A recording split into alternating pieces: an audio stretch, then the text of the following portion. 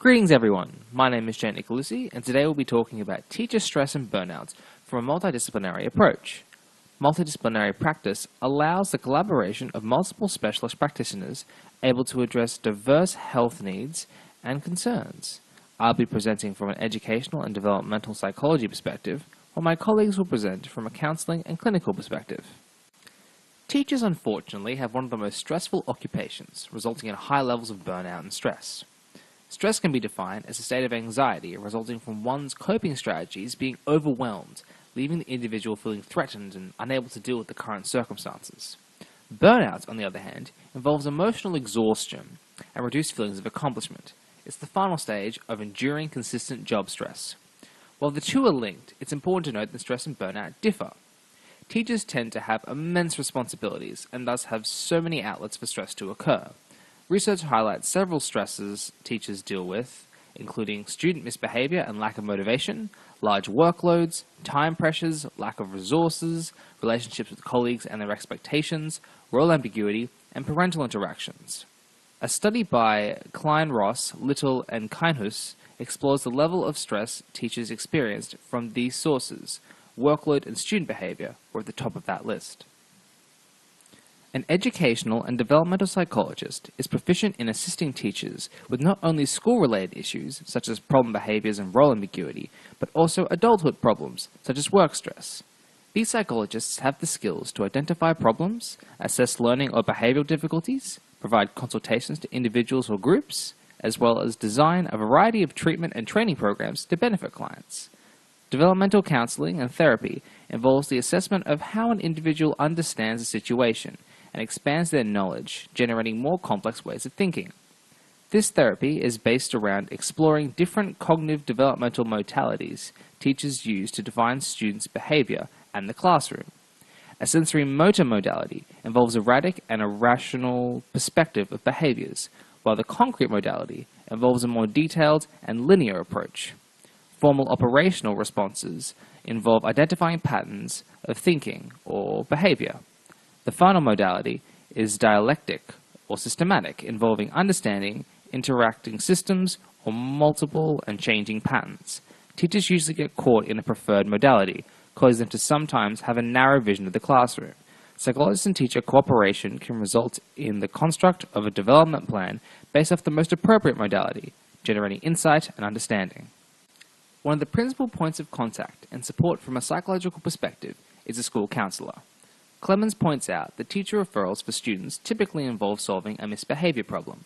While this temporarily addresses the current concern, it doesn't fix the ongoing issue of problem behaviors, providing consultations for teachers themselves through the education of skills, knowledge, and insight can better prepare them for similar reoccurrences. This practice is designed to equip teachers with the tools to address these problems early on and reduce reliance on the psychologist. Through consultations with the teacher, both counselor and teacher can develop classroom-specific strategies, prevent classroom disruption, promote efficiency, and highlight potential problem behaviors early on. Another important job of an educational and developmental psychologist is to explore and highlight the coping resources a teacher has. Blas defines coping resources as factors that assist teachers in conquering job-related stresses. Factors can be physical, psychological, social, or even material, and when these resources aren't enough, stress develops and builds.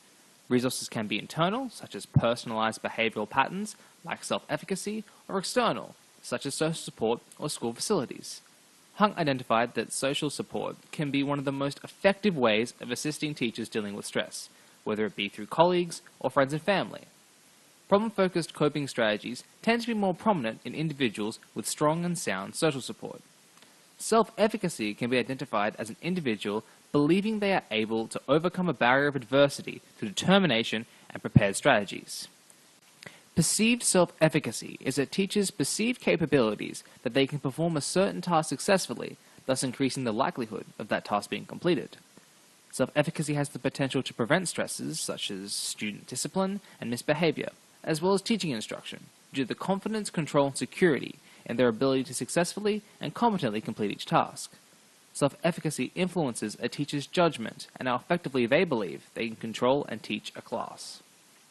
Another approach is rational emotive behavior therapy. This involves teaching the client to use cognitive meditational strategies to influence behavior in a positive way, to reach an ultimate goal or overcome a potential challenge. REBT is centered around the ABCDE model developed by Ellis. Individuals experience undesirable events made up of helpful and irrational beliefs. These beliefs can lead to consequences. Helpful or rational beliefs lead to positive consequences, while irrational beliefs lead to dysfunction. The problem is that once these irrational beliefs form consequences, the consequences themselves can become activating events, generating secondary beliefs. For example, a teacher may get overwhelmed around exam time and form a secondary irrational belief to the respect of, "I must not let myself get overwhelmed," building upon the original stressor. REBT attempts to stop this cycle by helping individuals dispute these irrational beliefs through self-reflection of one's own thoughts, and whether or not they are productive and helpful. From here, individuals are encouraged to generate and adopt more rational and adaptive beliefs. Teachers can benefit from REBT through the countering of irrational thinking, leading to easier generated self-efficacy. It's worth noting that more research is required to confirm if REBT intervention is solely responsible for reducing stress, or if it is simply due to a culmination of maturation and increased therapeutic attention. An interesting study by Ho explores humor as an adaptive coping strategy for dealing with stress. Humor can be affiliative, involving one's capacity to amuse others, or simplifying interpersonal relations. Another positive humor style is self-enhancing humor, which involves maintaining a humorous view of the world, being able to laugh at oneself, and potentially using humor to counter difficult situations. The latter of these two styles is also known as coping or perspective-taking humor, involving an individual being able to distance themselves from negativity and not taking things too seriously. Positive humor has the potential to lower levels of emotional exhaustion, as well as generating high feelings of personal accomplishment. Humor development programs can be used to strengthen humor strategies to become habitual, boosting optimism and overall refining one's abilities to cope with stress. Further research in this field is required to confirm the effectiveness of humor programs and stress reduction. An educational and developmental psychologist can bring a lot to the table combating the ongoing struggle of teacher stresses. Through collaborative efforts, classroom management, and education of problem-solving techniques, teachers can be more equipped to handle their own beliefs regarding their competency to deal with the responsibilities of their job. Through the generation of self-efficacy and promotion of social support networks, teachers are more likely to feel confident and comfortable in controlling their class and producing effective teaching.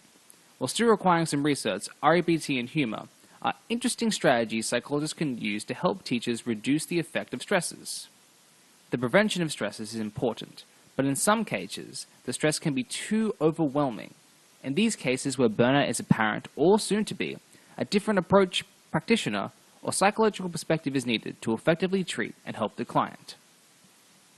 I'd now like to call upon my colleague Steph to talk about stress and burnout from a counseling psychology perspective.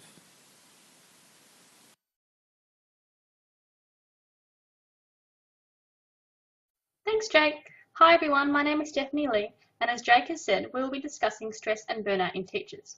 I will specifically be talking from a counselling psychology perspective for addressing stress in teachers and hopefully preventing it from leading to burnout.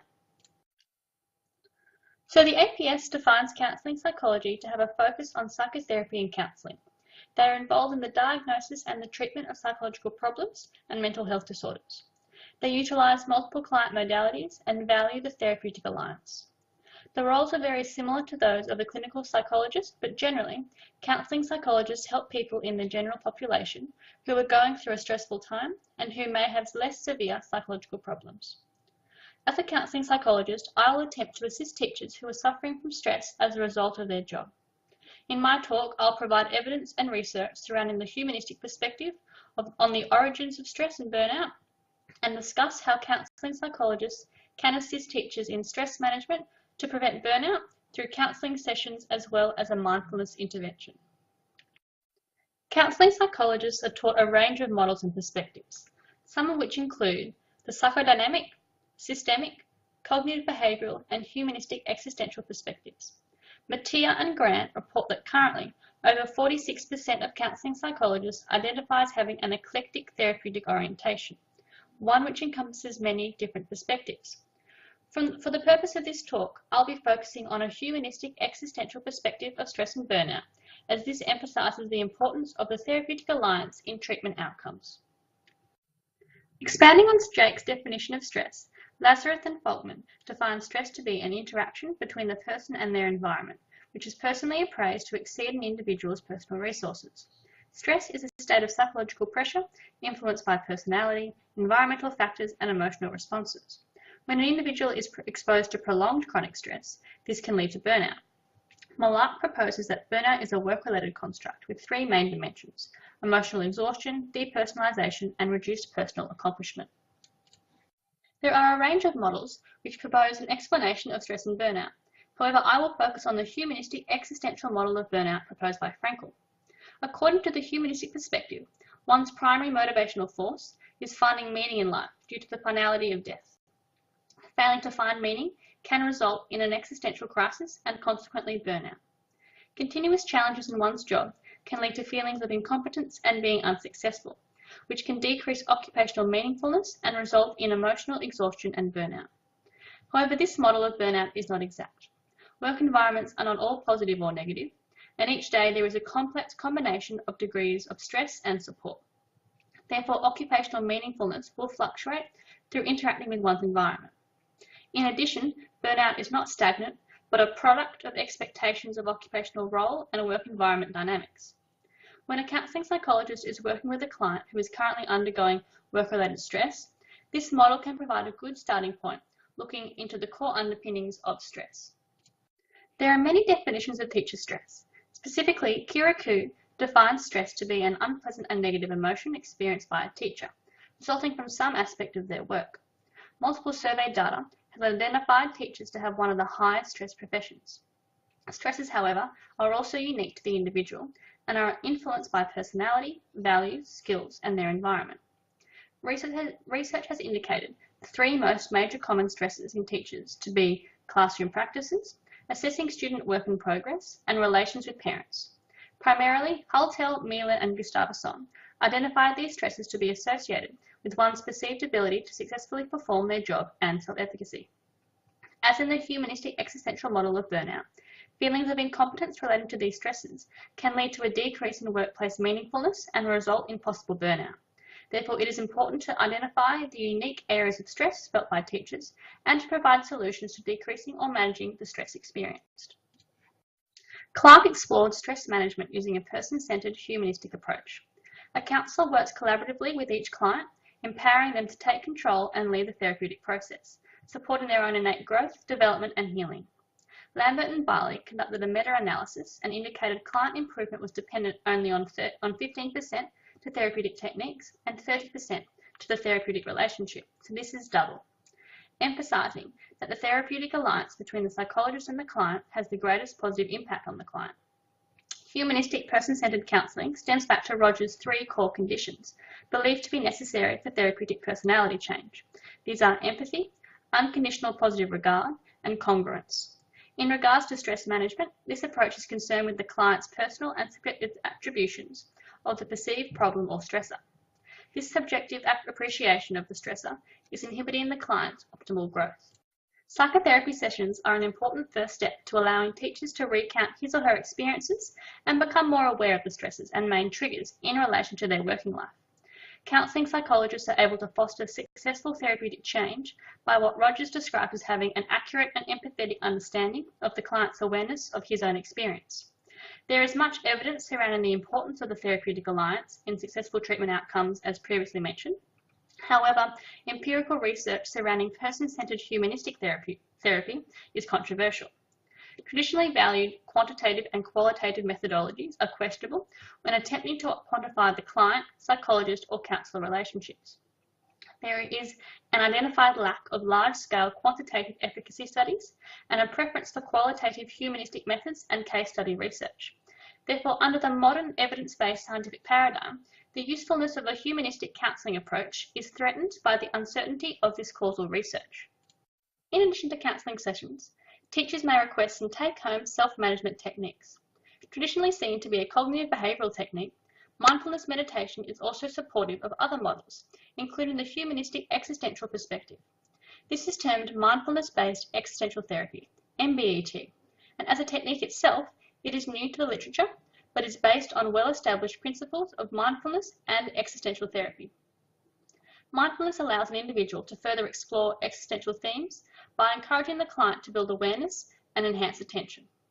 It assists in keeping the individual focused on what is most important in the present moment, be that during counselling sessions or when undergoing a stress-provoking task at work. Teachers may benefit from using MBET daily, at home after work to decrease feelings of stress, or during lunch breaks or before meetings if they are beginning to feel overwhelmed. MBET is a new addition to counselling and psychotherapy, therefore there is a lack of specific support. However, the principles of both mindfulness meditation and humanistic existential therapy are highly congruent and support the future use and research of MBET. Humanistic counselling and supportive MBET are two ways counselling psychologists can assist teachers identify and manage some of their stresses, to once again find meaning in their work life. For some, however, the prolonged nature and variety of stresses may be too overwhelming and result in burnout. Jacques will now conclude our presentation discussing stress and more specifically burnout from the perspective of a clinical psychologist.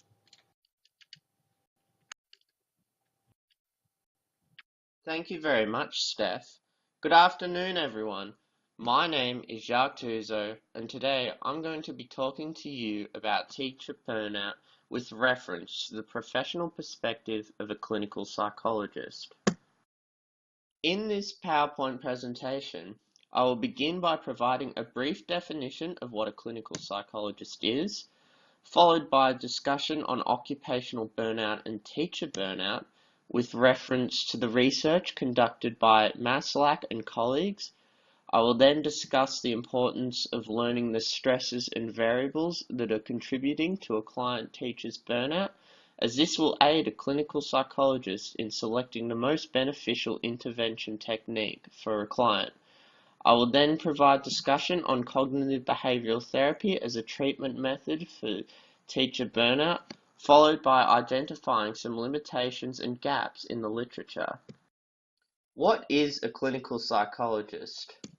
A clinical psychologist is a regulated profession that requires extensive knowledge and skills to assess, diagnose, and treat various psychological problems and mental illnesses. A clinical psychologist can work with people of all ages, work in a wide range of health-related workplace settings, and can use a variety of scientifically established evidence-based approaches to treat their clients that are tailored to their specific needs. So, what is occupational burnout? Occupational burnout is described by Maslach and colleagues as the psychological syndrome comprised of emotional exhaustion, depersonalization, and professional inefficacy. Emotional exhaustion can be defined as feelings of mental, emotional, and physical fatigue that are the result from prolonged stress, work-related or otherwise. Symptoms of emotional exhaustion can include feelings of listlessness, tiredness, and depletion. The impact from emotional exhaustion can cause depersonalization to follow. Depersonalization can be described as cynical and negative attitudes towards those you are supposed to be helping. An example of depersonalization in teachers would be not caring about their students and even resenting them. Several references highlight that emotional exhaustion and depersonalization correlate with one another. The third component of burnout discussed by Maslach is professional inefficacy, which can be described as workers negatively evaluating themselves, their work performance, and achievements. Why is occupational burnout an issue? If feelings of exhaustion, cynicism, and professional inefficacy are not enough to warrant concern, then allow me to elaborate on some of the implications that occupational burnout can have. Several researchers have identified that occupational burnout is both clinically and etiologically similar to depression. An experimental study conducted by Binaki and colleagues compared depressive symptoms in burned out workers and clinically depressed patients and discovered that there was no diagnostically significant difference between the two groups, as burned out workers expressed as many depressive symptoms as those who suffered from depression. Binaki and colleagues highlighted from their research that around 90% of burned out workers met diagnostic criteria for clinical depression. Research evidence identifies that occupational burnout can also impact quality of work, job satisfaction, absenteeism, turnover rate, morale, engagement, and health problems such as high blood pressure and even cardiovascular disease. Before treatment interventions are selected for a teacher suffering from burnout, from the perspective of a clinical psychologist, it is important to understand and identify the stresses contributing to burnout and any moderating variables that may be involved. To elaborate, a teacher and a police officer who are both experiencing occupational burnout may express similar symptoms, however, the stresses involved may be very different.